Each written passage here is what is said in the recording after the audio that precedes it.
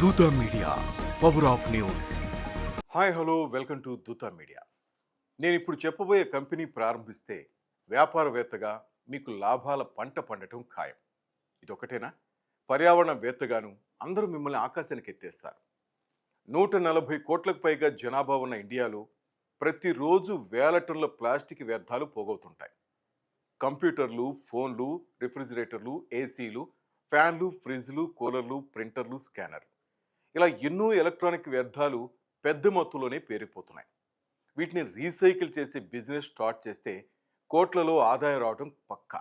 ఎందుకంటే మన దేశంలో ఇలాంటి కంపెనీలు చాలా తక్కువ సంఖ్యలో ఉన్నాయి. మీరు చేయాల్సిన పనుల్లా ఈ అవకాశాన్ని అందిపుచ్చుకోవడమే. మరి ప్రస్తుతం భారతదేశంలో ఒక రోజులోనే 26,000 టన్నులకు పైనే ప్లాస్టిక్ వ్యర్థాలు పోగవుతున్నాయి.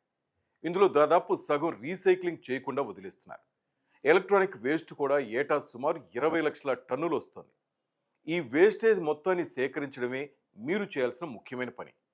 ఈ విషయంలో మీరు సఫలమైతే ఈ వ్యాపారులు ఇక వెనుతిరిగి చూడాల్సిన అవసరం ఎప్పటికీ రాదు. ఇందుకు రాజస్థాన్కి చెందిన రాజ్ కుమార్ బెస్ట్ ఎగ్జాంపుల్.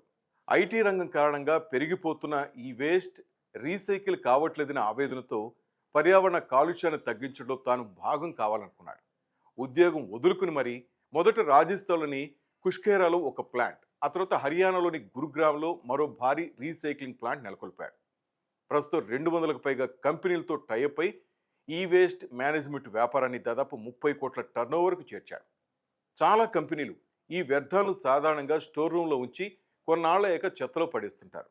వీటిని కొనుగోలు చేస్తే ఇద్దరికి లాభాలుంటాయి, పర్యావరణానికి మేలు జరుగుతుంది.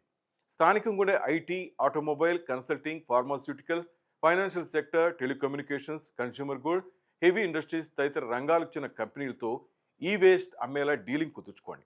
వీటిని సేకరించాక మీరు ఏర్పాటు చేసిన ప్లాంట్ ద్వారా రీసైక్లింగ్ చేసి తిరిగి ఎలక్ట్రానిక్స్ మ్యానుఫ్యాక్చరింగ్ సంస్థలకు ముడి పదార్థాలుగా మంచి రేటుకు అమ్ముకోవచ్చు.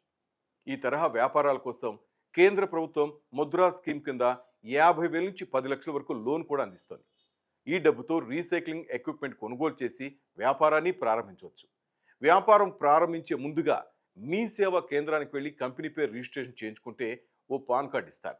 4 కంటే ఎక్కువ మంది పనివారిని పెట్టి బిజినెస్ స్టార్ట్ చేస్తుంటే లేబర్ సర్టిఫికేట్ తప్పకుండా తీసుకోవాలి. మీ సేవా కేంద్రం ద్వారా పెట్టుబడి ఖర్చు, ప్రభుత్వ సబ్సిడీ, రీసైక్లింగ్ యంత్రాలు ఎలా పొందాలి తదితర పూర్తి వివరాలు కూడా విచారించుకోవచ్చు. ఇంకెందుకు ఆలస్యం, రెడీ కండి. హాయ్, నేను మీ ఆర్పి పట్నాయక్. ప్లీజ్ సబ్స్క్రైబ్ టు దూత media. For more updates please subscribe దూత మీడియా.